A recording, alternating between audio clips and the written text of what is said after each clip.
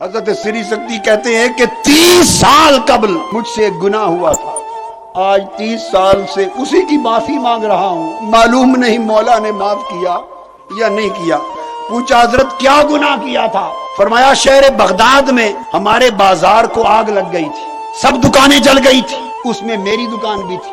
کسی نے آگے خبر دی حضرت سب دکانیں جل گئیں مگر آپ کی دکان بچ گئی۔ اپنی دکان کا بچنا سن کر بے ساختہ میری زبان سے الحمدللہ نکل گیا تھا، بس تب سے رو رہا ہوں کہ لوگوں کی دکانیں جل گئی تھی، میری بچ گئی تھی۔ میں نے اپنی دکان کے بچنے پر الحمدللہ خوشی کا اظہار کیا تھا، کہیں مولا اس نے گرفت نہ کر لے کہ سری سکتی اپنا مفاد کی بات کرتا ہے، اپنی غرض کی بات کرتا ہے۔